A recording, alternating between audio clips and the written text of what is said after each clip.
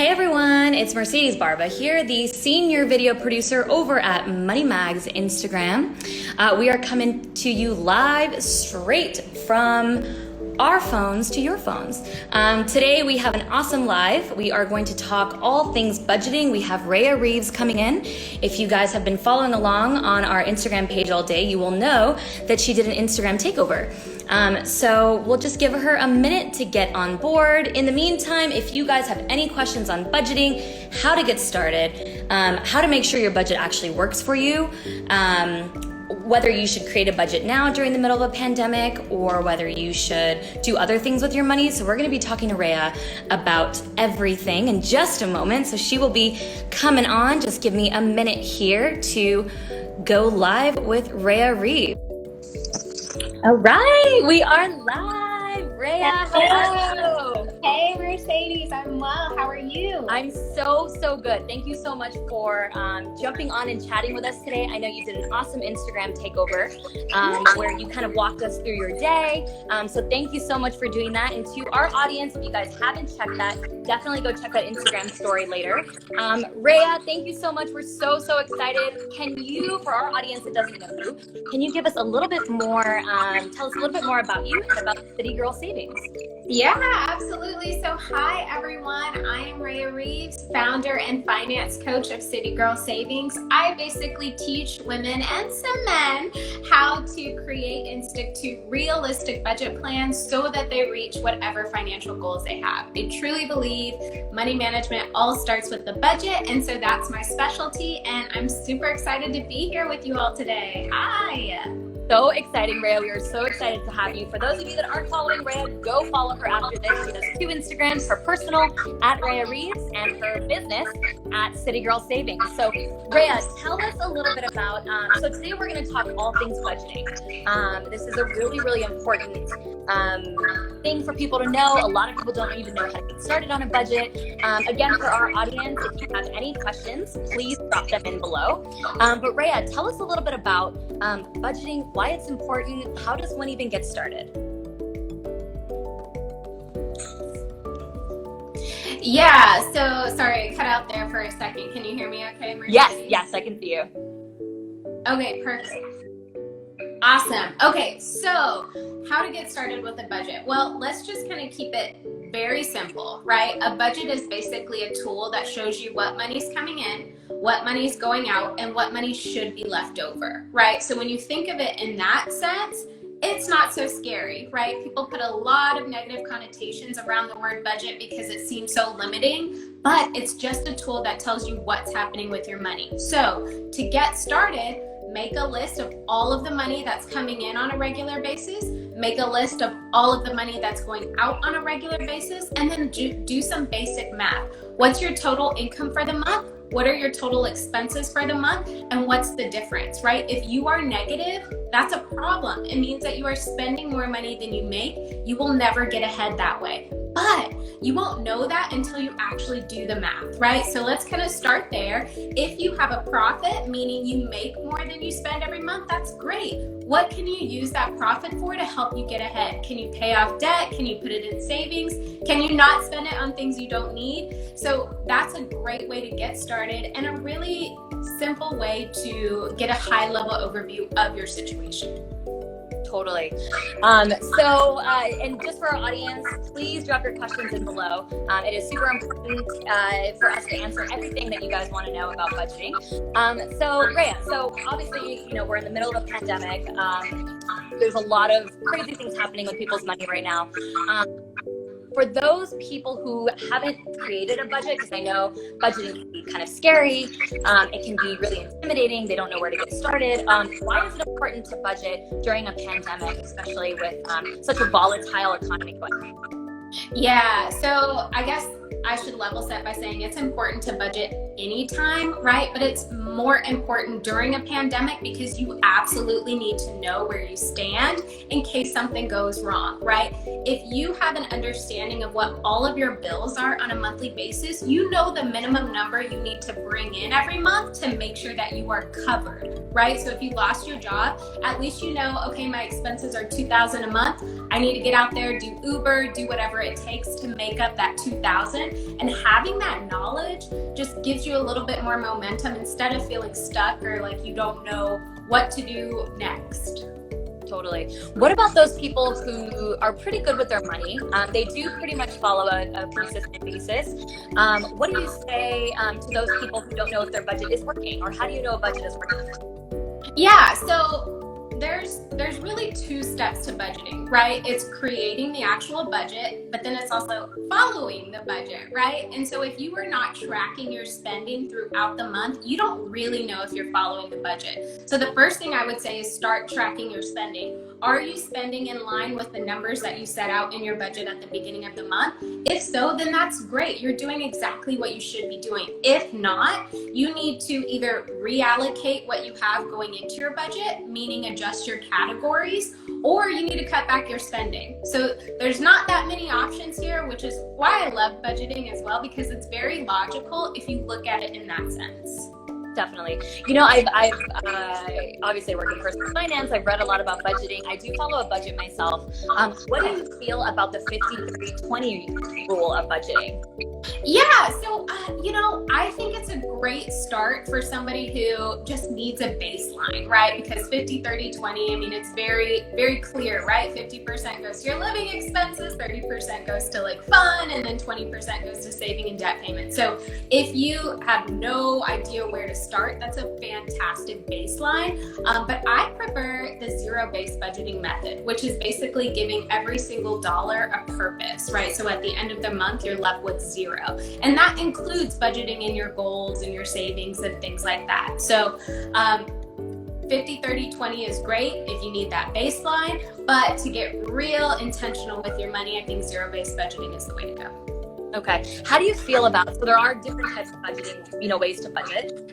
One of them being zero-based budgeting, where you allocate every dollar to something. The second one being an envelope, the envelope method. Can you explain what the envelope method is and how effective it is? Yeah, so the envelope method is basically using cash for all of your budget categories. So you'll have an envelope for every single category in your budget, and then whatever amount you give yourself for that category, you put that amount in cash in your envelope, and then you're using that throughout the month or throughout your pay period. It's very effective if you are the type of person who gets swipe happy, right? So having that cash really gives you that physical limit. Like once the cash is gone, you're done spending, right? Yeah. So it's really good for that. So it's just a matter of preference, right? I tend to spend cash faster than using my debit card, so that method doesn't work for me. But I wouldn't have known that unless I tried it. So I think everything is worth trying, and budgeting is trial and error. It's finding what works for you. Definitely. We have some people here that are saying, I just bought envelopes. We have a lot of users here that use zero-based budgeting. So this is awesome. For those of you that are just tuning in, my name is Mercedes Barba. I'm the senior video producer here at Money Magazine. We have with us the wonderful, the amazing, the knowledgeable Raya Reaves. She is the founder over at City Girl Savings. If you guys don't follow her, go follow her after this live. She did an Instagram story takeover where she walked us all through her day. You know what, Raya? One thing that you talked about, which I love, and I love talking about these things because I'm a finance nerd. High yield savings accounts. Yeah. So high yield savings accounts, for those of you that don't know, are bank account savings accounts that have higher interest as opposed to your other brick and mortar banks like Chase or Wells Fargo or things like that. There's some really, really amazing there's a really amazing high yield savings accounts that are out there. And Raya, you mentioned a few that you use. So if you can just walk me through what high yield savings accounts are and what they're used for. Yeah, so you can typically find high yield savings accounts at online banks. So think Ally, Synchrony, Barclays, Discover, American Express Bank. Basically locations that don't have brick and mortar branches. And because they don't have brick and mortar branches, they can afford to pay higher interest rates on their customer savings accounts. So go to Wells Fargo and you're getting 0.1%, right? But go to Synchrony and you're getting 1% just for having your savings there. So I think they are an absolute necessity as long as you have a savings that you're not touching, right? So you got to get comfortable with your budget, make sure you're not putting too much into savings and constantly taking it out. Using a high yield savings account through an online bank, you don't have instant access to your money, which could be a good thing, right? But you really do have to be wise with your savings to leverage those, but they are a game changer. Just for having your money sitting somewhere else, you earn more in interest. It's like a no-brainer. It's so great. And for we actually have a question from the audience that said, is there a minimum for high yield savings accounts? Typically, no. So most of the big ones, like I listed, Synchrony, Ally, Barclays, American Express Bank, no minimums, no fees. It's honestly a win-win. It is. I love high yield savings accounts. I got my whole family on board. I'm like, every single one of you needs to open a high yield savings account. Put all of your money into it. Let your money work for you. You'll end up making more in interest than you will at another brick and mortar bank. So Raya, so we haven't really talked about City Girl Savings or and what your company does. So if you can just walk us through a little bit about your company, City Girl Savings, and how you founded it. Yeah. So I'm so excited to be talking about this. So I went to school for finance in Los Angeles, California. So I was like living the city life. I was learning what it took to manage my money, but I wasn't actually doing it, right? So I had credit card debt. I was spending like crazy. I was not doing the things I should have been doing with my money at the time. And it wasn't until I almost got evicted that I realized, okay, I need to like get my life together. So I created a budget and realized how much I enjoyed it. Like I literally took pride in my budget, so much so that my coworkers would always see me doing it and they would have me create budgets for them. So mind you, City Girl Savings wasn't even a thought in my mind at this time. I was just trying to get ahead in my own financial situation. So fast forward a few years, I'm finally staying afloat. I'm making a little bit of progress paying off my debt. Still living in California, I had a family tragedy and had to move back to Austin, Texas, where I'm from.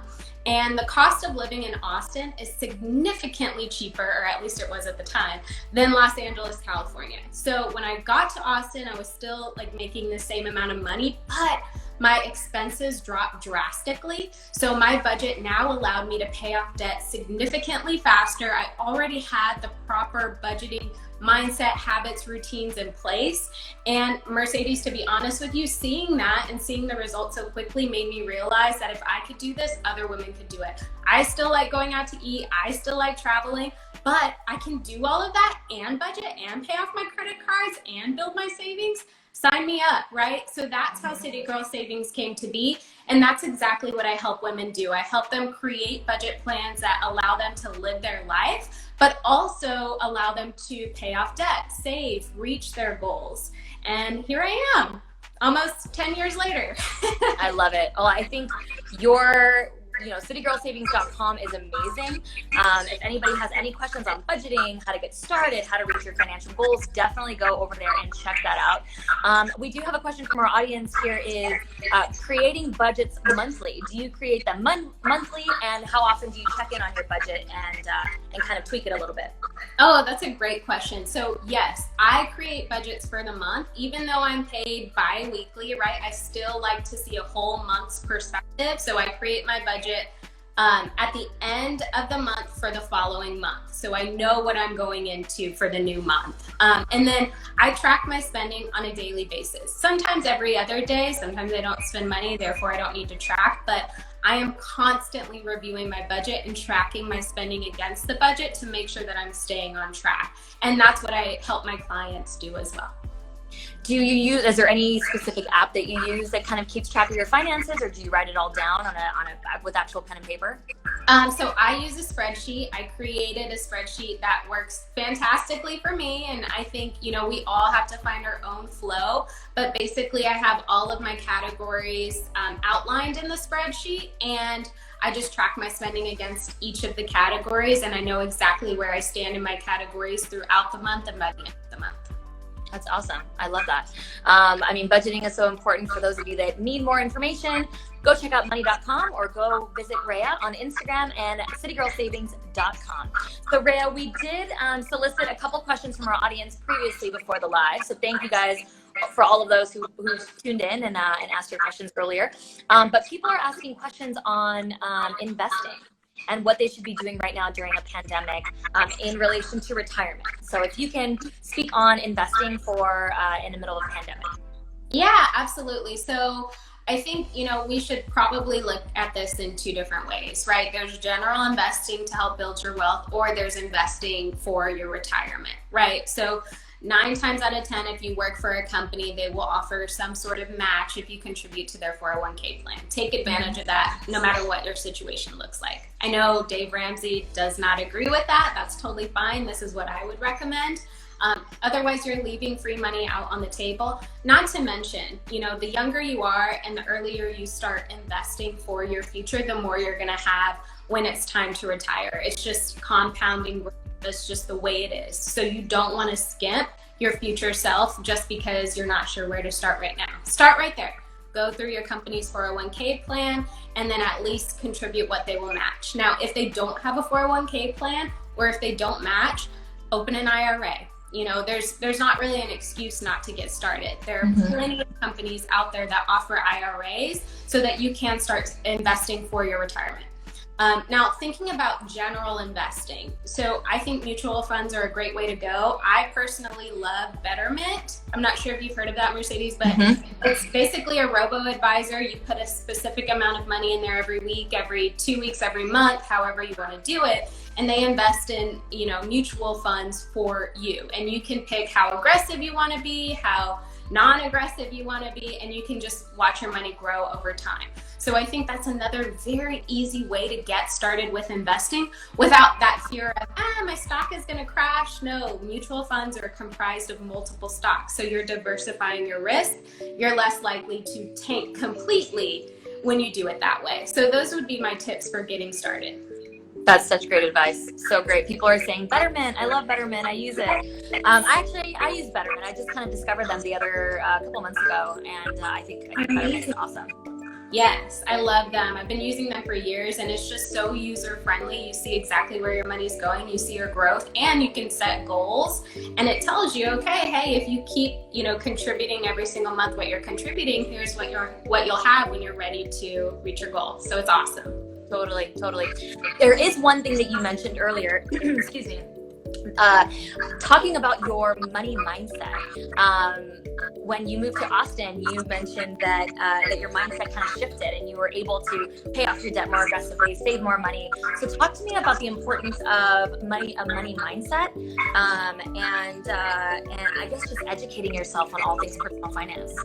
Yeah, so I know I said budgeting is logical, and it very much is, but money is emotional, right? So we can see the logic in our budget, but if we're not in control of our emotions, we could totally throw the budget out the window and overspend. So I think when I hear the word money mindset, I think, okay, how do I leverage my money to help me get ahead or to help me reach my goals? Not how do I leverage my money to give me instant gratification?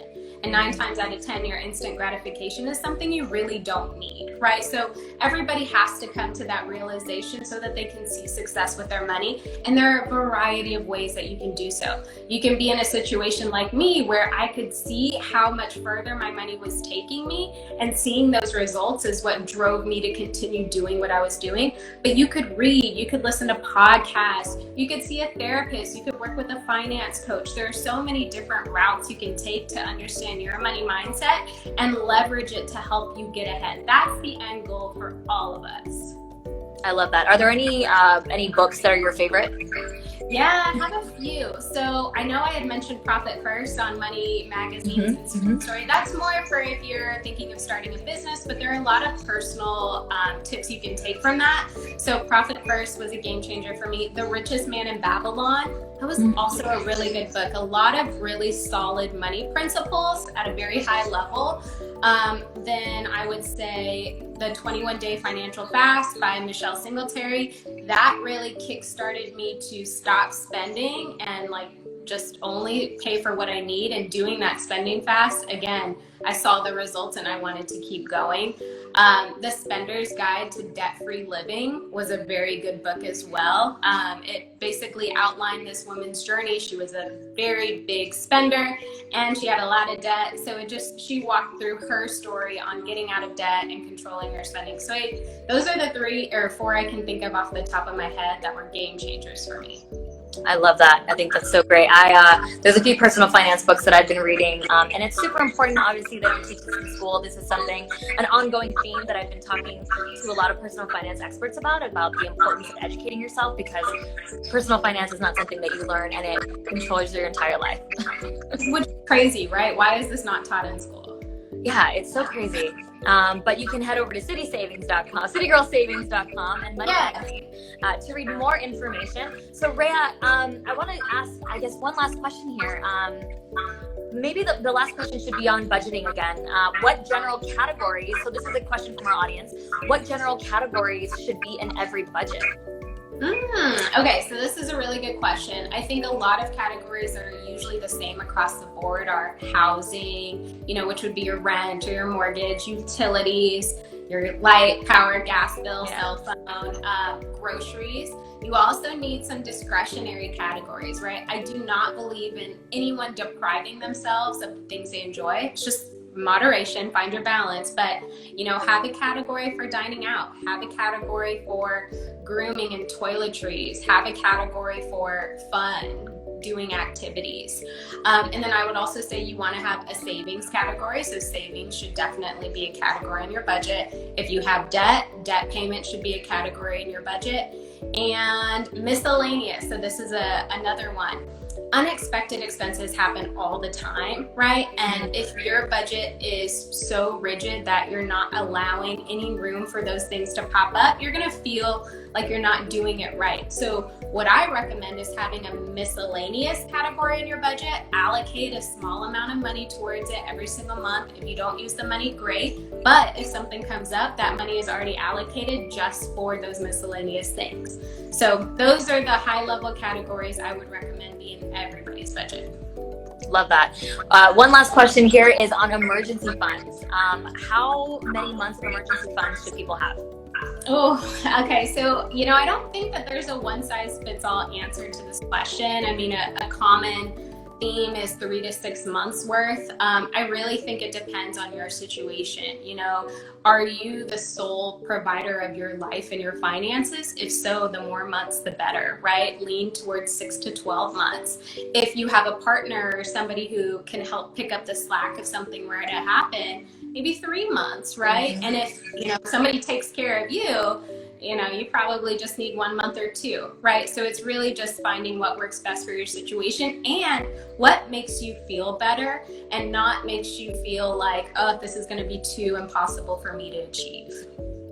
Love it. That's awesome. Personal finance is so different for everybody. It's not a one shoe fits all, one size fits all. So everybody just kind of educate yourself, talk to a professional in your area if you have any specific questions. Head over to citygirlsavings.com, go to moneymoney.com. So Raya, thank you so much. This was so amazing. What piece of nugget can you leave us with? Where can people find you? Yes, Mercedes, thank you so much for having me. I've been reading Money Magazine for years. So let me just say that, what an honor. But a nugget, so I know times are tough right now and people are probably feeling a lot of anxiety around their money. I would say please just focus on what you can control. You can control what you spend and you can control what you earn. Just focus on that. Don't worry about things that you have no control over. I know it's hard. It's easy for me to say this, but this is something I remind myself every day and I try to practice myself. And it's the best piece of advice I could give to anybody who's watching. Now, if you want to learn more about me and City Girl Savings, you can find me at citygirlsavings.com or on Instagram at City Girl Savings or at Raya Reaves. I am always available, always open to talk all things budgeting, debt payoff, savings. So I am here for you all and so happy to be here again. Thanks so much, Mercedes. Of course, Raya. Thank you so much. And for those of you that haven't watched Raya's Instagram takeover, after this live, go on our Money Mag Instagram and go check that out, and you can see how Raya, how she walks through her whole day. Yeah, yes, definitely check it out. All right, Raya, thank you so much. And thank you guys. I'm Mercedes Barba, senior video producer over at Money. This is Raya Reaves. She is the founder of City Girl Savings. Go follow her right now. But Raya, thank you so much. We will talk to you soon. We'll have you on again. Okay, sounds great. Thanks, everyone. Okay, all right. Bye, everyone. Bye.